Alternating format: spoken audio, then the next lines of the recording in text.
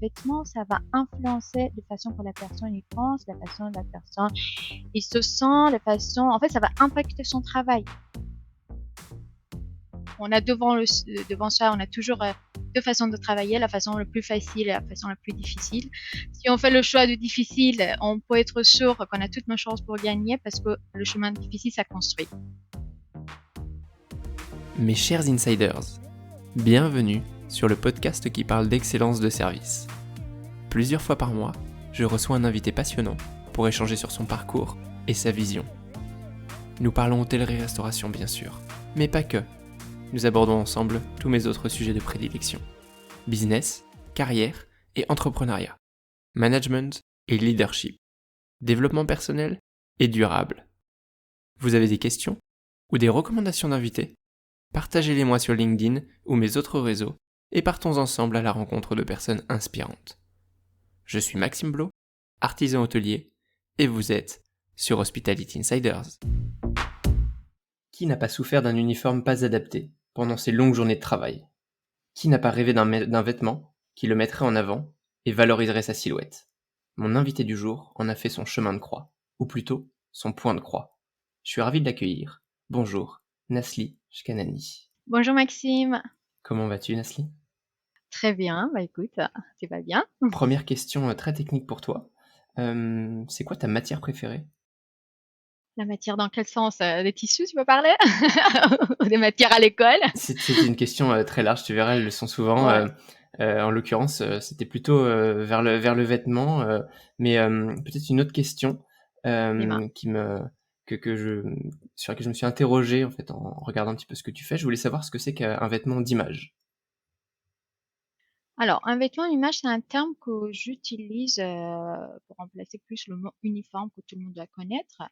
Parce que je trouve que uniforme, ça généralise un tout petit peu. On a un côté plutôt peut-être péjoratif, alors que le vêtement d'image, en fait, c'est la création d'un produit qui va refléter l'image en fait du client, l'image de la personne qui va le porter. Alors que l'uniforme, on a ce côté, on veut que tout le monde a la même image, que tout le monde se ressemble et que tout le monde soit habillé de même façon. Mhm. Pourtant, le vêtement d'image, pour moi, la définition, c'est pas ça, c'est pas uniformiser en fait l'équipe, c'est de créer vraiment un vêtement qui corresponde à l'ADN du client, qui corresponde à,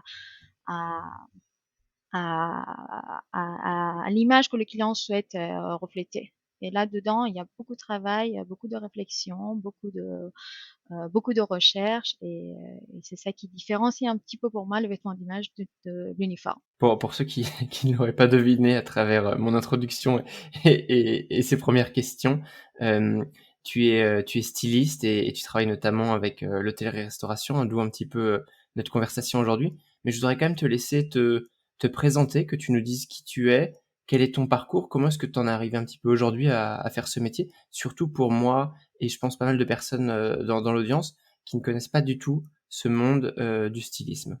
Bah, écoute, à la base, j'ai fait des études d'ingénieur en textile. Et ensuite, je souhaitais m'orienter plus vers le monde de la mode parce que c'était quelque chose qui me fascinait. Donc, du coup, j'ai fait une école dans le domaine de l'habillement qui nous apprenait un petit peu comment ça fonctionnait dans l'industrie de l'habillement. Et à l'issue de cette école, bah, on pouvait s'occuper des postes très différents, comme styliste, comme modéliste. On peut, intégrer les services d'achat, voilà, des différents postes en fait dans le secteur de l'habillement. Donc, à l'issue de l'école, moi, j'ai fait un stage chez un tailleur parisien. Donc, et j'ai découvert le monde de la mode masculine. D'accord. Et je trouvais que c'était très intéressant parce que quand on fait une école de la mode, on est toujours fasciné par la mode, par les vêtements pour les femmes, par l'Europe. Et là, c'était pour moi une découverte. Et j'étais ravie, j'étais ravie. Donc, j'ai travaillé pendant quelques années dans ce domaine-là. Et au bout d'un moment, je suis arrivée à un point, je me disais que j'avais envie de faire quelque chose pour moi, que je ne me voyais pas aller plus loin dans les fonctions que j'avais. Et à ce moment-là, j'ai décidé de faire des choses différemment. Ça veut dire rester toujours dans le monde de mode masculine parce que c'était quelque chose que j'appréciais. C'est un métier que j'avais appris, mais j'avais envie de le faire différemment. Donc, je me disais, c'était un achat quand même quand on fait du sur-mesure. J'étais chez un tailleur, donc on a appris à faire des vêtements vraiment sur mesure dans le haut de gamme. Et je me disais que c'était un achat quand même on restait dans le haut de gamme, donc on mettait du temps avec le client, il fallait le conseiller par rapport à sa morphologie, par rapport à sa garde-robe, par rapport à un métier qu'il exerçait. Donc, par rapport à ça, je me disais, je vais pas, j'avais envie vraiment d'avoir un salon où je recevais mes clients avec qui je discutais, je créais une relation, parce que je trouvais que c'était ça qui manquait dans le domaine de luxe Mhm. quand j'ai créé ma marque, en fait, Ouais. c'était en 2014. Cette relation avec le client. Donc, c'est vrai qu'à l'époque, ça arrivait, le client, il venait, en manque de temps, on le connaissait, on disait, OK, vous voulez un costume bleu marine, je vous connais, je m'en occupe, et ça s'arrêtait à ça. Pourtant, quand on regarde le choix qu'on peut avoir au niveau des tissus, on a 5000 références, on a énormément de fantaisie pour personnaliser le costume, et il y a toujours des nouveautés, il y a toujours des tendances, donc chaque création peut être différente, et on n'est pas obligé de dupliquer ce que le client il a, il avait jusqu'aujourd'hui. Donc, c'est pour ça que j'ai créé un salon, un showroom privé dans lequel je reçois les clients sur rendez-vous. Donc, on discute, je donne le temps qu'il faut. Ça veut dire quand il vient dans le showroom, c'est pas chronométré. S'il faut mettre 1 heure, mais 1 heure. S'il faut mettre 2 heures, mais 2 heures. S'il faut mettre 3 heures, on Ouais. met 3 heures. Donc, il faut bien comprendre le client. Et à ce moment-là, bah, on crée ensemble un produit pour lui.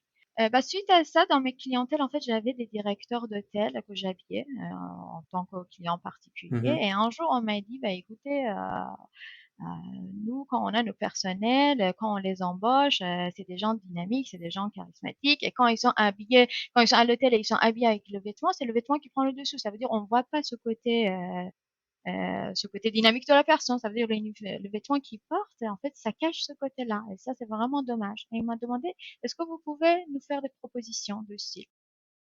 Et bah, c'est là que ça a commencé, en fait, l'aventure d'uniforme, le vêtement d'image pour moi, parce que c'est un métier aussi que j'ai commencé à apprendre, parce que j'ai découvert ce monde de l'uniforme de vêtements d'image. J'ai vu qu'il y avait beaucoup à faire dans ce milieu. Les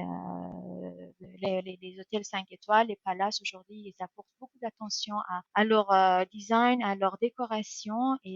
Et pourtant, bon, c'est de mieux en mieux aujourd'hui, mais quand on entrait à l'époque dans l'hôtel, on regardait le bagagiste, le voiturier, c'était le premier contact avec le Ouais. client. Pareil à la réception, et vraiment, des fois, les vêtements, ils étaient décevants. Ça veut dire, ça reflétait absolument pas le standing et l'image de palace dans lequel on entrait. Complètement. Et ben, c'est là, bah, en fait, on a commencé à discuter avec les différents hôtels avec qui j'étais en contact. On écoute bien le client, on visite en fait l'hôtel, on regarde les vêtements actuels qu'ils ont, on discute avec les personnes qui le portent pour avoir un petit peu l'avis de leur. Parce que je me dis, le vêtement, c'est quelque chose qu'ils vont porter tous les jours. C'est pas comme toi et moi, quand on va au travail, tous les jours on a un dressing, on choisit le vêtement. Oh, c'est un vêtement qui est imposé quand même, qu'ils le portent tous les jours. Et il faut quand même, si tu veux, ça a été approuvé qu'en fait, un vêtement, ça va influencer la façon que la personne y pense, la Bien façon sûr, dont la oui, oui, personne il se sent, la façon, en fait, ça va impacter son travail. Donc, c'est très important que la personne il se sent bien dans ce vêtement-là. Donc, c'est complètement. un produit qui est très important. Et à partir de là, en fait, si tu veux, il y a beaucoup de réflexions derrière pour savoir par rapport à l'endroit où l'hôtel est positionné, par rapport à son standing, par rapport à la clientèle qu'il reçoit, par rapport aux tranches d'âge de personnel, le métier qu'ils font, c'est pour quel service, si c'est la réception, si c'est les gouvernants, si c'est les bagagistes, et quel type de vêtements on va proposer. Donc, on est vraiment dans la création. Donc, on va sélectionner des couleurs parce que même les couleurs ils ont un impact sur le client. Absolument, oui. Par exemple, la couleur rouge, la couleur bleue, la couleur jaune, vert. C'est vrai que dans le monde d'aujourd'hui, on trouve beaucoup de noir, beaucoup de gris, beaucoup de bleu marine. Pourtant, il y a des couleurs qui peuvent être très intéressantes, Mhm. qui peuvent différencier un petit peu et sortir de cette classique, tout en restant élégant. Et bah, grâce à tout ça, en fait, on fait des propositions aux clients, et on affine le choix petit à petit pour arriver à quelque chose qui va convenir, en fait. Parce que moi, pour te dire, enfin, quand tu parles de tout ça, ça me rappelle des souvenirs cuisants de mes premiers uniformes pendant mes stages. En plus, moi, j'étais encore jeune adolescent avec un gabarit qui changeait. Très difficile de trouver un costume à ma taille et de me retrouver avec veste, pantalon beaucoup trop grand pour moi, à devoir faire des ourlets à la main un petit peu comme je pouvais pour pas que ça tombe, à devoir mettre une ceinture pour un pantalon qui avait 2 ou 3 tailles de trop.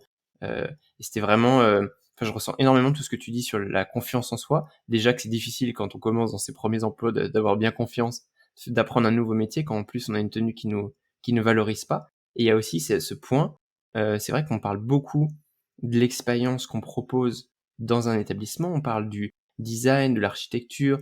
Quand on regarde dans l'assiette, on essaie de jouer sur les couleurs. Tout ça, c'est extrêmement visuel. Et en fait, la tenue vestimentaire du collaborateur, elle est complètement visuelle. Donc pourquoi aussi ne pas aller jouer là-dessus et essayer de la sublimer.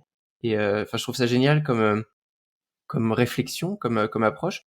Mais du coup, quel type, toi, d'offres tu proposes aux hôteliers qui n'existaient pas avant? Enfin, moi, je connais les grands fournisseurs de marques d'uniformes. Qu'est-ce que toi, tu proposes que eux n'ont pas?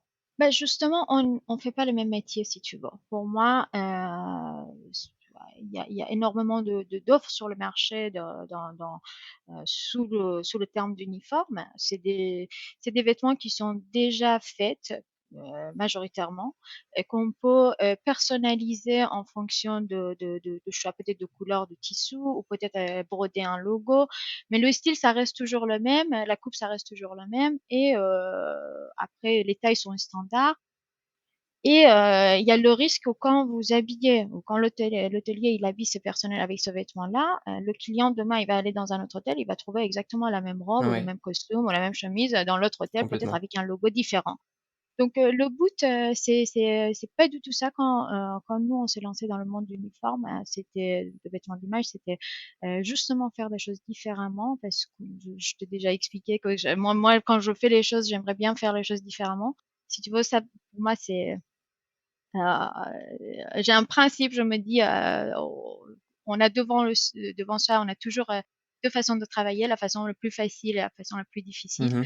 Si on fait le choix du difficile, on peut être sûr qu'on a toutes nos chances pour gagner parce que le chemin difficile, ça construit. Donc, du coup, du coup, si tu veux, quand je me suis lancée dans le monde d'uniforme, je voulais pas faire les choses comme les autres, je voulais pas Ouais, faire des choses simples. Et c'est pour ça, on est vraiment dans la création, on est dans le sur-mesure, on n'est pas dans la ouais, personnalisation des ouais. vêtements existants. Et alors, la question que je me pose, tu parles de sur-mesure. Je te donnais par exemple cet exemple de moi tout à l'heure, à 16 ans avec un petit gabarit. Admettons, je reste 2 ans dans l'entreprise, je prends 5 kilos. Comment tu fais pour Ouais. continuer d'être sur mesure? Et comment tu fais aussi dans une entreprise qui a peut-être 400, 500 collaborateurs avec tout plein de morphologies différentes et en plus au sein de ces morphologies, des personnes qui changent? Bah, écoute, quand on fait les créations, et comme j'expliquais, il y a beaucoup de réflexion derrière la création de vêtements en fonction de quel service c'est. Est-ce que la personne il va vraiment bouger dans cet vêtement toute la journée comme les gouvernantes? Ouais, C'est un métier qui demande beaucoup d'exercice physique. Par exemple, pour les réceptionnistes, on a un peu moins d'exercice physique parce qu'ils sont derrière leur bureau. La partie bagagiste, voiturier, on a beaucoup plus de travail. Quand on est dans la restauration, les serveurs, ils sont en mouvement toute la journée. Donc, en fonction de service qu'on va habiller, en fait, il faut tenir compte de métiers et de partir sur les modèles, de faire des d'accord, ouais, propositions, ouais. des modèles qui vont être pratiques. Mhm. Pratique à porter, pratique au niveau des morphologies, au niveau des retouches. Ça veut dire, même quand on propose par exemple une robe, il faut que ça soit le plus simple au niveau d'ajustement derrière. Parce qu'en fait, le but aujourd'hui, c'est de faciliter le travail pour nos partenaires d'hôteliers. Bien sûr. C'est pas de faire une commande, de les livrer et après de les laisser Ouais, avec les ouais, ouais. difficultés de la gestion de vêtements derrière. Nous, on est dans si tu veux, notre objectif, c'est de créer un partenariat avec nos clients.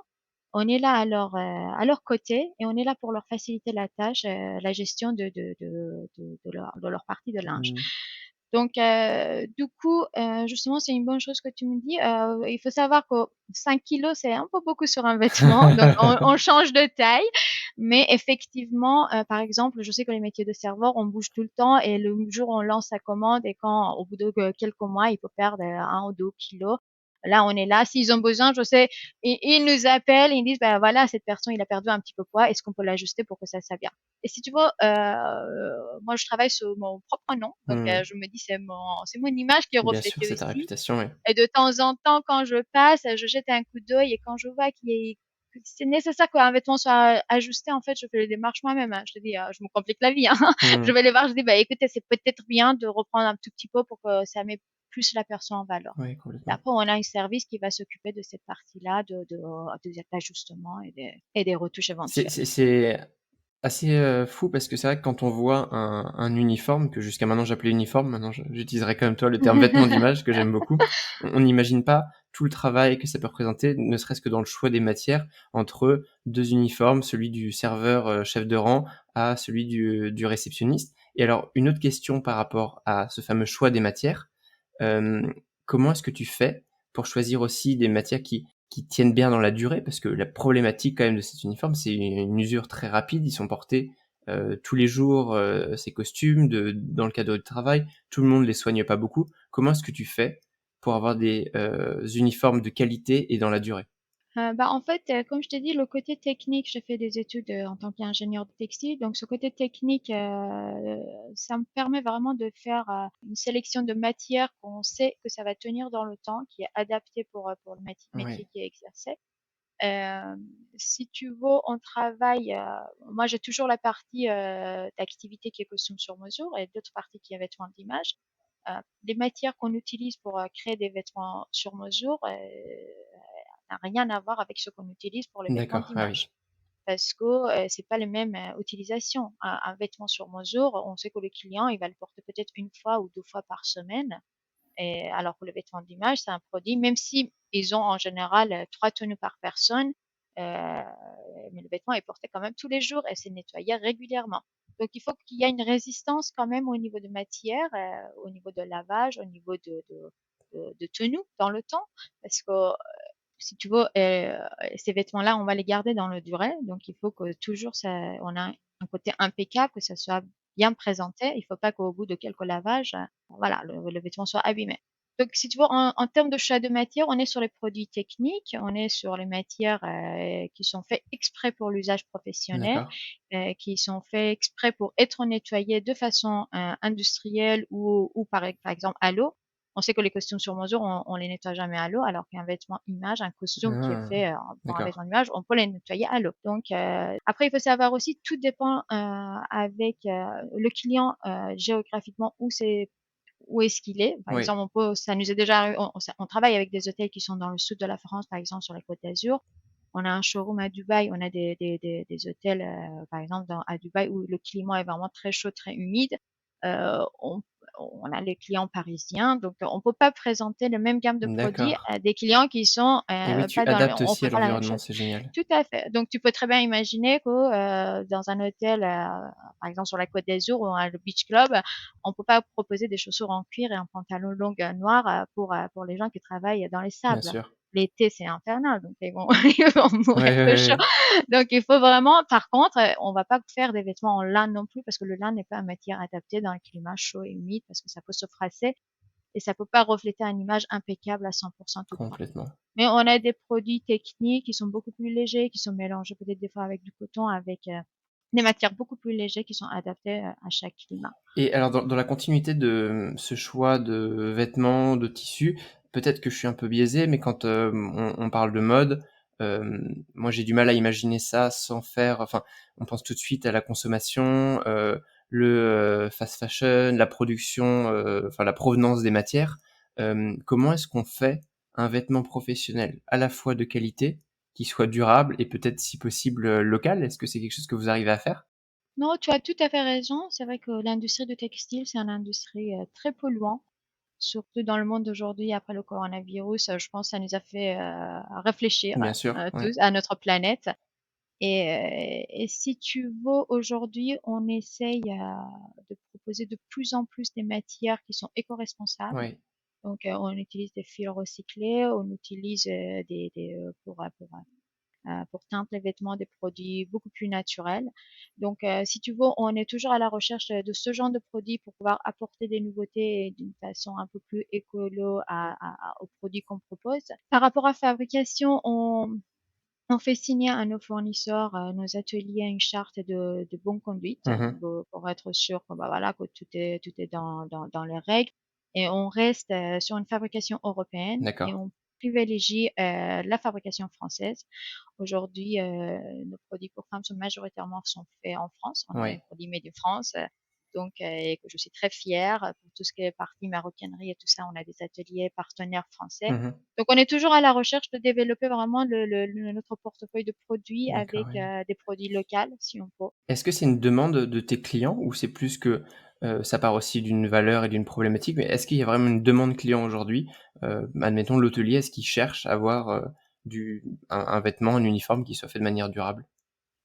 Honnêtement, je trouve qu'ils sont de plus en plus sensibles à ce D'accord. sujet et nous, on fait le démarche et quand on parle avec eux, on sent qu'il y a vraiment cette démarche de leur côté aussi. Donc, c'est Mmh. vraiment, on est sur une bonne voie. Donc, c'est ce qui est très, très bien. Donc, ça fait plaisir. Ouais, ouais. Après, si pour revenir un petit peu à ta question précédente, c'est vrai que, comme tu as dit, il y a beaucoup de jeunes dans ce métier, dans le métier d'hôtellerie et restauration.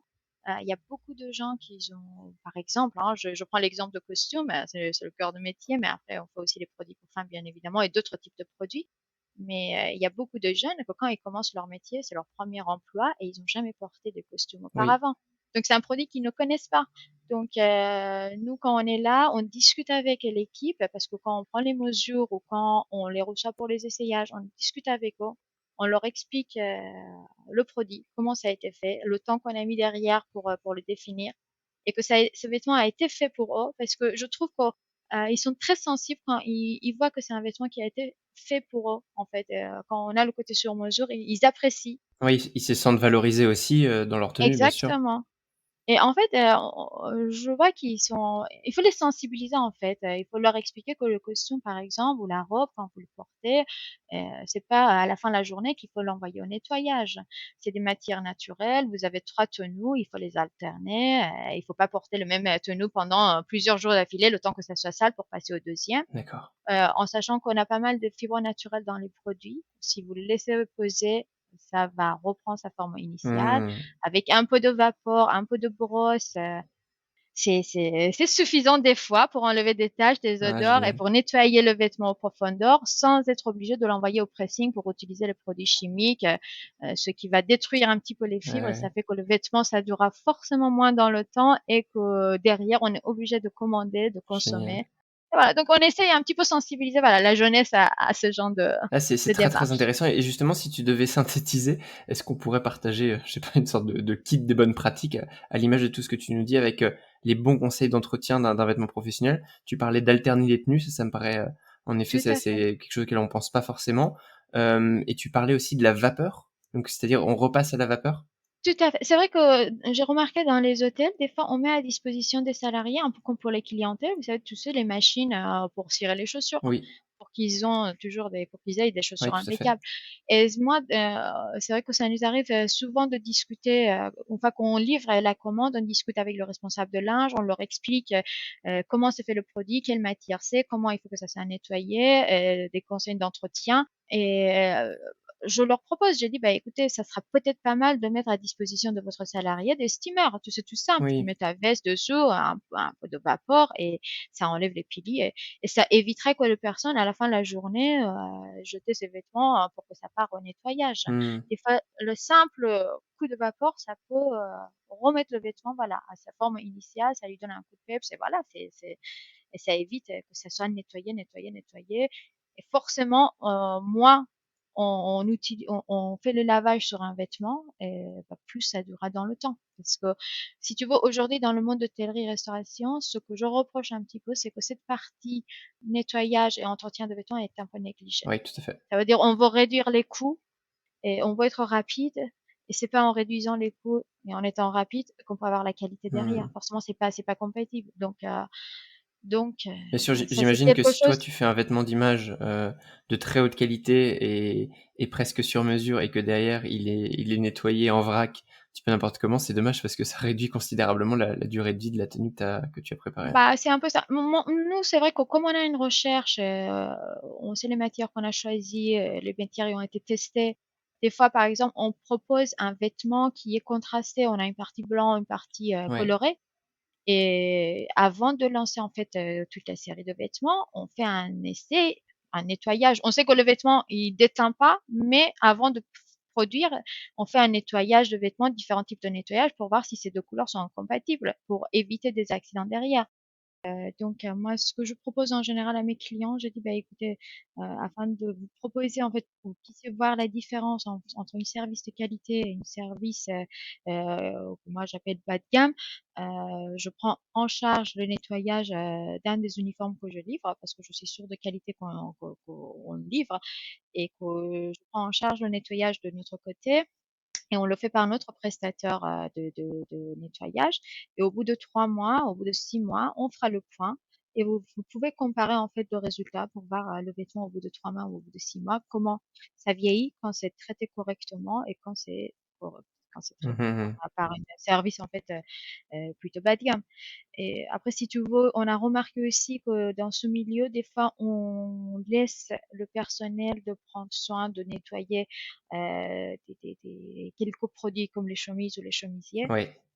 Et du coup, bah, forcément, la personne, il rentre à la maison, il a porté la chemise blanche toute la journée, et il va le mettre dans la machine. Des fois, il fait pas attention, il le met avec des vêtements de couleur, et forcément, bah, le vêtement, ça va vieillir pas comme il faut dans le temps quand on prend pas de soin. Donc, Mhm. c'est quelque chose qu'on vraiment, on essaye d'expliquer. Ouais, ça aussi, c'est un bon conseil du coup, hein. En effet, Je pense qu'il y a un apprentissage vraiment important à faire là-dessus, et il y a beaucoup de travail là-dessus aussi à faire dans le domaine d'hôtellerie et Ouais, restauration. complètement.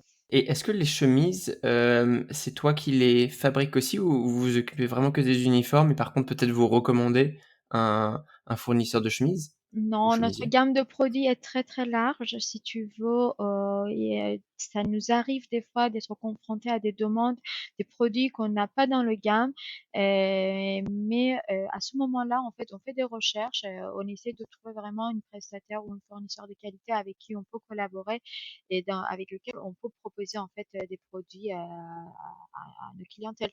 Donc, si tu veux, la gamme de produits, c'est pas que des costumes ou des tailleurs, hein, ça peut être très très large. On peut avoir des produits techniques, on peut carrément avoir des tabliers. Moi, je sais que D'accord. pour un des palaces parisiens qui vient d'ouvrir récemment, ils souhaitaient en fait habiller les serveurs et les serveuses avec des tabliers en cuir, avec une forme spéciale et des petites Mmh. pochettes pour les filles.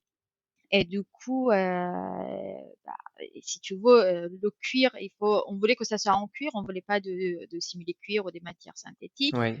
On peut pas aller chercher n'importe quel type de cuir ou de simili-cuir pour faire le produit parce qu'au bout de 2 services, c'est ce que je disais aux clients, j'ai dit: «Moi, je me refuse de vous livrer des tabliers. Au bout de 3 services, ils sont tachés qu'on ne peut pas nettoyer derrière parce que on va faire un travail de création. Il faut que la matière soit apte à l'usage. Donc du coup, on a trouvé un atelier, un fournisseur de cuir, une matière qui est fait spécifiquement pour faire des tabliers. Et on a fait la création et on a eu un très très joli rendu. Et je sais c'est la même chose, par exemple pour les accessoires, on fait des maroquineries, on a fait des petites ceinture pour que ça soit adaptable à différentes tailles, par exemple pour les filles de taille 30 à 34 jusqu'à taille 44. D'accord. Donc en général, on sait que les ceintures, on a des tailles différentes, mais imagine la gestion derrière. Oui, moi je fais taille 34, moi je fais taille 44, donc il faut anticiper ça, combien de tailles on prend. Donc on a imaginé une ceinture qui soit adaptable à toutes les tailles. En fait, on a toutes les tailles dans une seule même ceinture. Génial. Et on a fait une couleur vraiment très originale. Et pour anecdote, je sais que quand les hôtesses et le portent, clientèle de l'hôtel leur demandait que la ceinture était très très belle. Elles lui demandaient Ah, si ça venait superbe. de chez Hermès. Donc c'était moi, je suis content. Justement, c'est la dernière question un peu technique, que j'allais te poser. C'était aussi le retour, client, on va dire, client collaborateur qui porte et le retour des clients dans l'hôtel. En effet, qu'est-ce qu'ils disent de ces tenues? Puisque là, tu nous as donné un exemple d'un vrai client. Les collaborateurs eux-mêmes, est-ce qu'ils font, ils te font des retours sur le confort, sur, le style qu'ils aiment bien? Est-ce que ça participe aussi à peut-être leur plaisir et un peu la fierté de porter un uniforme? Moi, je sais que quand j'étais dans des grandes maisons, c'est la fierté de porter les couleurs de l'uniforme et je serais d'autant plus content de le porter si en plus il me valorise. Tout à fait. Bah, en fait, si tu veux, ce métier, on le fait par passion. Moi, c'est quelque chose que j'adore, c'est quelque chose qui est très important. Et pour moi, c'est très important le retour des clients. C'est pour ça, en fait, nous, même quand on livre une commande et que, bah, si tu veux que la commande est livrée, qu'on a fini le dossier de ce vêtement d'image. Au bout de quelques mois, on retourne vers le client, on va l'écouter, on va voir comment ça se passe, si tu vas bien, les retours qu'ils ont eu. Et il faut se mettre à leur place. Quand tu es habillé avec un vêtement et que tu as que des compliments, forcément, ça te met en valeur, ça te donne de confiance et tu es content en fait, tu es motivé, tu vas vers le client, tu sais que ce vêtement, ça te met en valeur. Donc, t'as Bien pas, sûr, ouais, alors ouais, que si le vêtement, ça te va pas, si tu l'aimes pas, si t'as pas envie de le porter, la seule chose que tu as envie, c'est de te cacher, donc ça te motive pas à être ouvert et aller vers le client. Et en général, non, les filles ou les garçons, ils me disent qu'ils ont des compliments et que des fois, en fait, même les clients leur demandent où ça a été fait et ils demandent la carte. Donc ça, pour moi, c'est la meilleure chose qu'on peut, qu'on peut faire complètement. C'est le comme meilleur retour que tu compliment. puisses avoir, Tout ouais, à fait. complètement.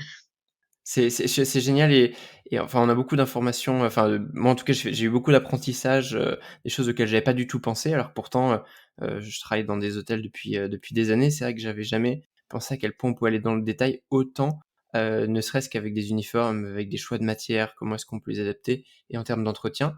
J'ai bien aimé aussi le kit des bonnes pratiques. Compte sur moi pour aller m'acheter un steamer, juste après notre entretien pour prendre soin de mon uniforme.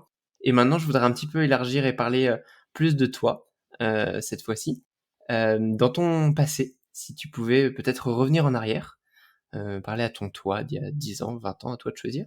Est-ce qu'il y a quelque chose que tu ferais différemment? Écoute, comme je t'ai dit, je pense que j'ai toujours fait le choix, le jour où j'ai lancé ma marque, en fait, je me suis retrouvée plein de fois à être obligée de prendre une décision. Et comme je t'ai expliqué, on a toujours la voie facile et on a toujours une voie qui nous paraît plus difficile, mais Ouais. qu'on se dit qu'est-ce qu'on fait? Est-ce que je choisis la facilité? Je sais que voilà, ça va être plus simple ou je prends le risque. Mais je me suis toujours dit que si je prends pas le risque, en fait, ça c'est le risque. Ça veut dire même si c'est difficile, je sais qu'à la fin, au moins j'ai appris quelque chose. J'ai rien à perdre. Mmh. Si donc non, écoute, je suis contente parce que je vois le retour qu'on a. Je vois qu'après des années, 2 années Covid, une activité qui était vraiment presque en stand-by, aujourd'hui on a un retour très positif, on a l'activité qui développe, on est toujours Ouais. là. Non, non, je suis confiante et je Mmh. pense qu'avec le recul, c'est vrai que l'uniforme ou les vêtements d'image, ça n'a pas été dès le début le choix que j'ai fait pour développer mon activité, pour lancer la marque. Et c'est venu par moi. Euh, et aujourd'hui, je suis très, très contente de ce que je fais. Non, je pense que je continue. Je ferai le même choix que j'ai fait il y a 10 ans. Donc, je regrette rien. Pas de regret dans ce cas Absolument et pas. tout est assumé très bien. Une femme de Absolument pas. challenge, en tout cas, on l'entend bien à travers tout ce que tu dis. Est-ce que tu as, peut-être une recommandation de lecture? Pas forcément, en lien avec le sujet, quoique ça peut, un livre qui t'a marqué? Écoute, il y a un livre que j'aime bien, que j'ai pris beaucoup de. En fait, quand je me retrouvais des fois dans les moments difficiles, c'est un livre qui était un peu exemplaire pour moi. C'était D'accord. la biographie de la personne qui a lancé la marque Nike. Donc, Oui, c'est l'art de la victoire. Et c'est quelqu'un qui a fait faillite peut-être une dizaine de fois, mais qui n'a jamais baissé le bras et il a fait de Nike ce qui est aujourd'hui. ouais. Donc, du coup, oui, je prenais l'exemple là-dessous et à chaque fois, je te dis, euh, moi, des fois, je me retrouvais dans les situations un petit peu difficiles qu'il fallait faire des choix. Je me disais toujours, telle maison de luxe, comment il a fait, et il aura fait si c'était à ma place. Ouais, ouais. Comment je pense que cette maison aura fait. Et là, la question, en fait, la réponse était vite fait. Donc, la réponse était évidente. Et voilà quoi. Donc, c'est un bon exemple. En fait, ce livre, je trouve que c'est un bon exemple de montrer qu'il faut aimer ce qu'on fait. Il faut faire avec la passion ce qu'on fait. Et il faut jamais baisser le bras. Et la détermination qu'on met dans les choses, c'est ça qui fait qu'on arrive, en fait. Complètement, complètement. Une citation favorite? Écoute, j'aime bien, en fait, ce qu'a dit Yves Saint Laurent, en fait. Mmh. La mode passe, le style reste. Je trouve que c'est Ouais. assez vrai. Donc, Et bien adapté, à ton sujet, tout à fait. D'ailleurs, je voilà, pensais une biographie, d'Yves Saint-Laurent aussi, ça peut être des livres inspirants, à recommander. exactement, Je pense qu'il y a aussi beaucoup de choses, à apprendre. exactement. Après toi, pour nous parler de son sujet et aussi d'excellence de service, qui aimerais-tu voir invité sur Hospitality Insiders? Bah, écoute, je pense, il y a une personne qui me vient en tête Mmh. naturellement. Je pense à Madame Laurence Bloch, la directrice de l'hôtel Plaza Athénée. Oui. Et c'est quelqu'un que j'apprécie et que je trouve qu'elle a une détermination et l'énergie qu'elle met dans les choses, ça fait qu'au Plaza aujourd'hui, c'est Plaza.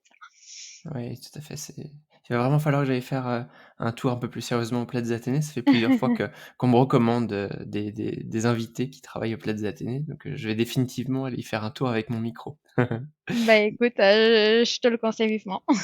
Nasli, pour, quelqu'un qui souhaiterait, continuer la conversation avec toi, avoir peut-être plus d'informations aussi sur ce que tu proposes, quel est le meilleur moyen de te contacter? Tout simplement via mon site internet, la rubrique contact. Donc, Parfait, je mettrai, toutes les références, en bas du podcast pour qu'on puisse te contacter facilement et enfin, j'aimerais beaucoup te laisser, le mot de la fin, si tu avais un tout dernier message à faire passer à notre, communauté d'insiders, quel serait-il?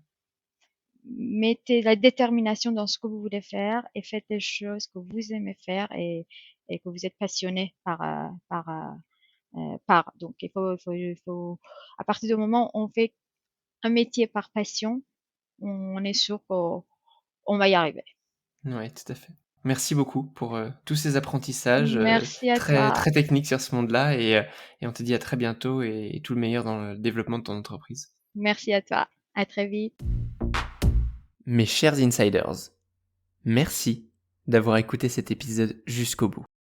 Si vous êtes encore là, c'est que vous avez certainement aimé le contenu. Si c'est le cas, n'hésitez pas à laisser 5 étoiles et un commentaire sur Apple Podcast. C'est mon TripAdvisor à moi. Depuis peu, vous pouvez également laisser une note sur Spotify. Et surtout, surtout, pour ne rien rater de mes actualités, abonnez-vous à la newsletter sur hospitalityinsiders.net. Je m'appelle Maxime Blo et je vous dis à bientôt.